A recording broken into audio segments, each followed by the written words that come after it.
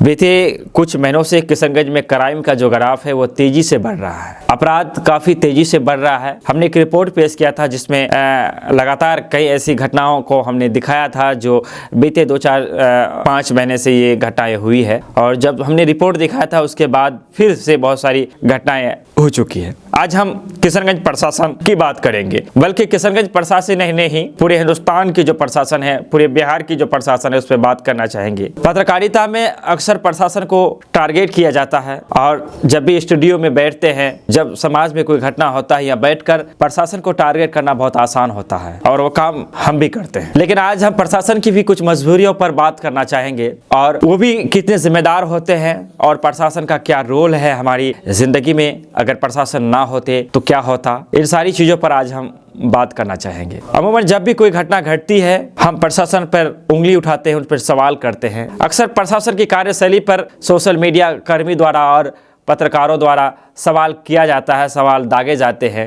रात के अंधेरे में किसी सुनसान सड़क पर एक लाश मिलती है, किसने मारा, कैसे मौत हुई, कोई पता नहीं, और हम सवाल कर देते हैं कि प्रशासन क्या कर रही है। ये होना भी चाहिए, ये भी जरूरी है, लेकिन दूसरा पहलू ये भी है क्या इतना आसान है। सारी चीजों के लिए वक्त चाहिए होता है। हम प्रशासन पर उंगलियां जमकर उठाते हैं, लेकिन क्या हम ये नहीं जानते कि प्रशासन को कंट्रोल कौन करता है। गृह मंत्रालय प्रशासन के कंट्रोल में होता है। क्षेत्र में घट रही घटनाओं के लिए हम जिम्मेदार प्रशासन को ठहराते हैं, लेकिन क्या प्रशासन को अपने हिसाब से काम करने दिया जाता है। अगर हम रोड पर चलते हैं, अगर हमारे पास ड्राइवरी लाइसेंस नहीं है और प्रशासन ने हमें पकड़ लिया है तो हम अपने नेता को फोन करते हैं। अब हमारे माथे में लिखा हुआ नहीं है कि हम किसी नेता के करीबी हैं, हम किसी विधायक के भतीजे हैं, तो हम किसी सांसद के सनभाई हैं, तो हम किसी जिला पार्षद के बहुत खास रिश्तेदारों में से एक है। वही प्रशासन जब ड्राइवरी लाइसेंस नहीं होने से या बिना हेलमेट के जब हम सफर करते हैं या फिर हमारी गाड़ी की रफ्तार तेज होती है और हमें प्रशासन द्वारा पकड़ लिया जाता है,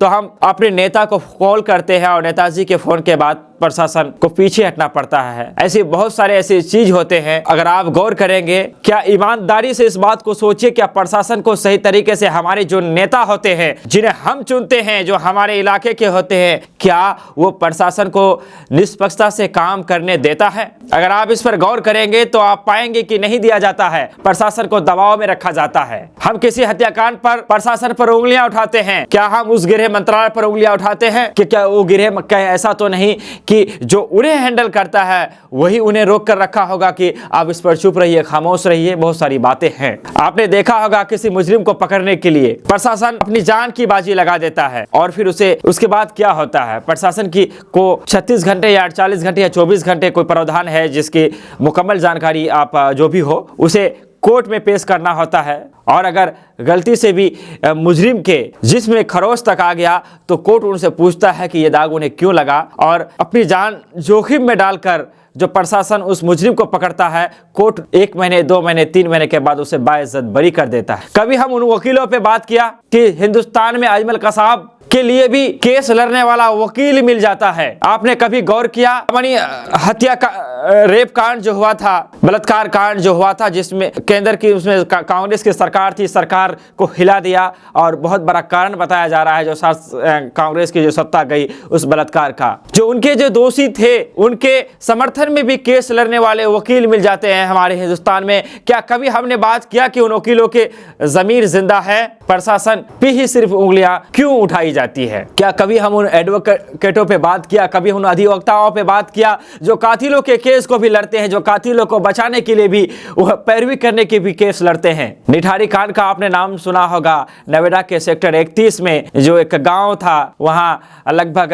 30 से 31 बच्चों का जो रेप किया गया था और उन्हें मारा गया था, फिर उनकी बॉडी को पका करके खाया गया था। यह आदमखोर, उनके समर्थन में भी केस लड़ने वाले वकील मिल जाते हैं हमारे हिंदुस्तान में और फिर बाइज्जत बरी हो जाते हैं, क्योंकि कोर्ट सबूत देकर फैसला देती है। मेरे भाई, प्रशासन की जिम्मेदारी सिर्फ इतनी होती है कि वो मुजरिम को पकड़ता है और उसे सलाखों तक ले जाता है और धाराएं जो जैसी सबूत के आधार पर उन्हें मिलती है उन्हें वो चार्जशीट इत्यादि में जगह देता है। बाकी का काम कोर्ट करती है। काले कोट में कई ऐसे सफेद पोश अधिवक्ता है, वकालत करने वाले लोग हैं जो कातिल के खिलाफ भी, कातिल के समर्थन में भी, बलात्कारियों के समर्थन में चुनाव केस लड़ने के लिए तैयार हो जाता है और हम सिर्फ उंगलियां प्रशासन पर उठाते हैं। मैं प्रशासन को क्लीन चिट नहीं दे रहा था। जिस तरह से समाज में सभी आदमी अच्छे नहीं होते हैं, उसी तरह से प्रशासन में भी बहुत लोग गलत हैं जो कानून को ताक में रख कर कार्य करते हैं, जो भ्रष्ट है, भ्रष्टाचार है। लेकिन आप इस बात से इनकार नहीं कर सकते हैं कि प्रशासन में भी अच्छे लोग हैं, तभी ये देश टिका हुआ है।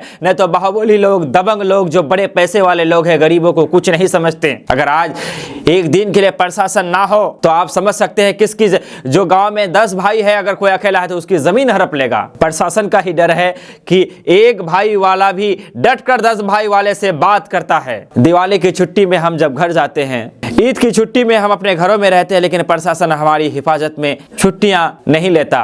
किशनगंज में एक वीडियो वायरल हुआ था कुछ दिन पहले, जो सिपाही थे, वो छठ के मौके पर बात कर रहा था अपनी अम्मी से, और बात करते करते वो भावुक हो जाते और कहा कि प्रेशर है, शांति को लेकर, शांति व्यवस्था को लेकर, सुरक्षा को लेकर मैं घर नहीं आ पा रहा हूँ, आप लोग मेरे बिना ही छठ को मना ले। चूँकि छठ बिहार में एक बहुत बड़ा पर्व है और जो बिहारी है वो छठ को बड़ी ही धूमधाम से मनाते, एक आस्था का से जुड़ा हुआ पर्व है। और जब वो सिपाही नहीं जा पाता है तो अपनी दुखड़ा जब अपनी माँ से बात करता है तो करते करते वो रो देता है और वो नहीं जा पाते हैं। बहरहाल हम ये कहना चाह रहे थे कि प्रशासन, जिस प्रशासन में उंगलियां उठाते हैं, उस प्रशासन को हमारे नेता, हमारे जो रहबर होते हैं वो अपने तरीके से काम करने नहीं देते। एक कारण तो ये भी है। दूसरा ये भी है कि प्रशासन किसी मुजरिम को अगर पकड़ता है तो हमारे बीच ऐसे वकालत करने वाले वकील हैं जो उन्हें बचा लेता है। निठारी कांड में जो लोग दोषी थे उनके समर्थन में केस लड़ने वाले वकील मिल जाते हैं। इन सारी चीजों को लेकर आपकी भी एक राय हो सकता है। हम चाहेंगे कि वो राय आप अपने हमारे बीच रखें। अगर आप अपनी राजनीतिक चेतना, सामाजिक मुद्दों पर कोई बात रखना चाहते हैं तो KDB लाइव आपको मौका फराहम करेगा। आप हमारे स्टूडियो में आकर अपनी बातों को रख सकते हैं। हमारा पता है सफानगर, फुलवारी रोड, किशनगंज। आप आ सकते हैं और आप अपनी बातों को रख सकते हैं। आपने हमें सुना, इसके लिए आपका धन्यवाद, शुक्रिया, आदाब।